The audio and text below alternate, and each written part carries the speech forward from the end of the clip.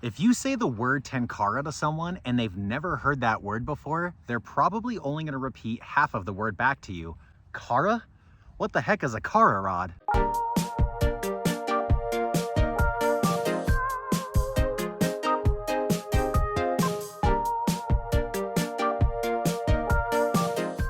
Hey, what is up guys? Skiddy Fishing here, and today I got skunked at the pond here behind me. Therefore, I'm making a video that's long overdue for my channel, and that is the basic anatomy of a Tenkara rod. I find myself in this conversation so much, and I actually struggle to articulate it a lot because without some kind of visual presentation, it's hard to explain what this is.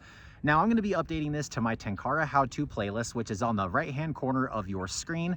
And I have other videos on how to set up a Tenkara rod, specifically with level line, and how to fish your Tenkara rod in various styles of rivers or pockets in different types of rivers. So definitely give that a check out, and I will definitely update the content of that for the newcomers of the Tenkara world as I go. The Skiddy Fishing channel has always been a representative of those that are new to this, as well as those that are intermediate and beyond that. So I apologize that this is not the most exciting video you've seen on my channel, but honestly, I hope you can send this to someone and kind of help explain it to them. So with that being said, this is the basic Tenkara rod. Not only is it super short, but it's not conventional by any means, right? Just like a spin fishing rod has eyelets, this does not have those eyelets going down the shaft of the rod.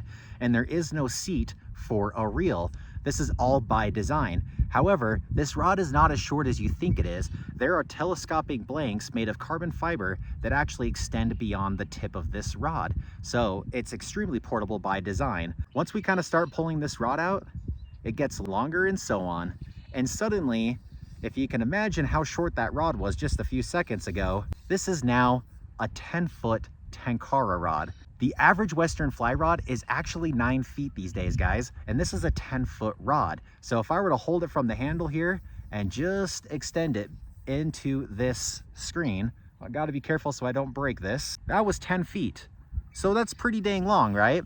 However, 10 feet is really not that long in the world of Tenkara because you only have as much line as you have rod, plus or minus 2 feet.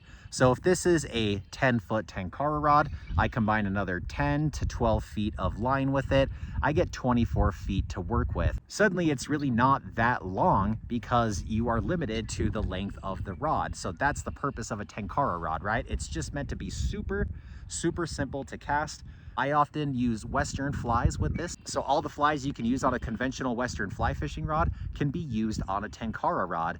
There's some specific flies that people often like to use as well, such as Kabaris, and we'll get into that in later videos. But essentially, this is how I would cast the rod because there is no eyelets going down and there is no reel for me to strip. So again, it's not meant to compare to other styles of fishing. It's its own phenomenon. By default, it's a Japanese practice, and it was brought to America, I would say, in a more public way in 2009. And just like I quickly assembled that rod, I quickly disassembled that rod, and it's good to go. You'd be surprised how big of a fish you could catch with a Tenkara rod. I've caught fish from basically 6 inches all the way to 20 plus inches. I mean, pretty much the length of this rod is what I was capable to catch. Now, there are various Tenkara rods for various styles of fishing, right? Some rods are better for lakes, some rods are better for creeks, some rods are better for big fish, and some rods are better for smaller fish or certain species. But now let's just quickly get into the anatomy of a Tenkara rod. From basically the base of the rod, you have yourself a handle of the rod.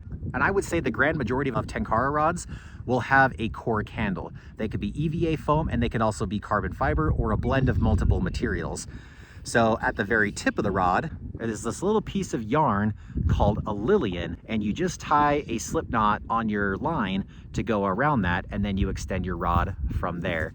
So you always want to extend the rod tip first, and you always want to collapse it base first.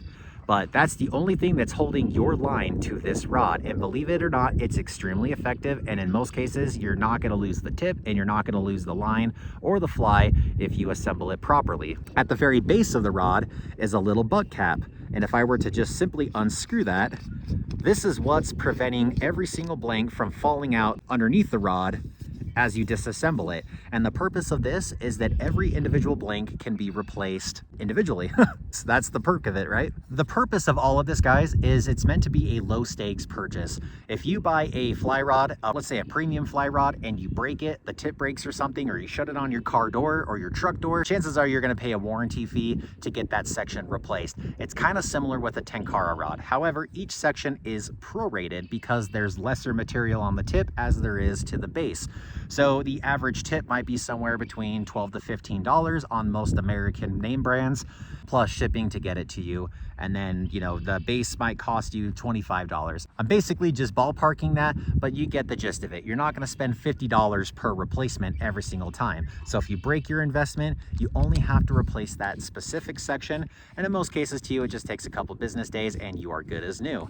And that's it, guys. That is all there is to a Tenkara rod. It's just a handle, a rod, a line, and a fly. I hope you guys enjoyed this video. I kept it as simple as I could. Tenkara certainly gets deeper than that beyond this subject, but this is for beginners. If you have any questions on anything, let me know in the comments below and I'd be happy to get back to you. And also check out the Tenkara how-to playlist on my channel for other Tenkara videos. We'll see you guys on the next one. Tie lines, everyone.